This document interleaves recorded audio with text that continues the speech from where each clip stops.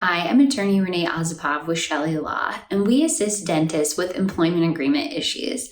Today I'm answering the question, should a dentist receive relocation expenses and reimbursement? The short answer is yes. Industry standards normally dictate that this is common in employment agreements for dentists. However, it does depend where you're moving from. Is this a short distance, or are you moving out of state or across country? Normally, you have to be moving a pretty far distance from the practice to the practice, in order for them to offer this to you. They're also structured a couple of different ways. So the first way, I would say the most common way it's structured in a dental employment agreement is it's normally listed as a relocation allowance. So it's just a flat amount. I've seen it range anywhere from $5,000 to $10,000. And what will happen is upon signing the agreement, normally they will give you that allowance, and it's just given to you in that flat amount. Now, when that happens, it is normally taxed as income, so you don't actually receive the full $10,000 to $5,000. That's something to consider upon signing. And then they sometimes you have to give receipts back to the practice showing that you used it for relocation expenses. Other times that requirement is absent from the agreement.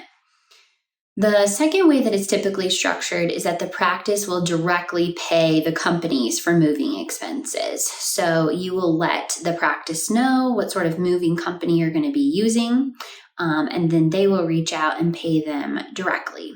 And again, there could be a cap on that amount. And again, it's normally anywhere between $5,000 to $10,000 in dental contracts. The thing you want to look out for whenever you receive a relocation allowance or reimbursement, there's normally a payback provision or amount of time that you have to work for the practice in order to get that amount forgiven. Normally, it's anywhere from 1 to 3 years. 3 years is a little long. Normally, we try to advocate for our clients to have 1 to 2 years. So you will work for the dental practice for 1 to 2 years, and then that amount that they gave you at the beginning for your relocation expenses will be forgiven. You want to read your agreement very carefully. Sometimes these sort of provisions are very strict, and if you terminate the agreement for any reason within that specific period of time, you have to pay back the entire bonus or allowance.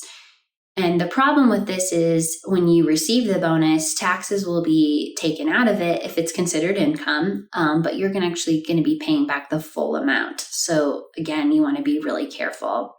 A better way that it's structured, and it also is very common, is it's prorated for how long you've worked there.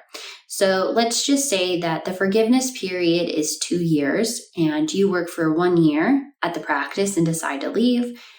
Therefore, you'd only have to pay back 50% of those relocation allowance or reimbursements.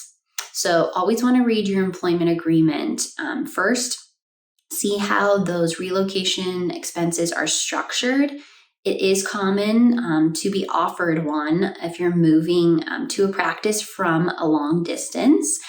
And if you ever have any questions about, relocation allowance or reimbursement, you can check out our website or schedule a consultation with us here at Chelle Law. Our website is chellelaw.com. CHELLE law.com. Thanks.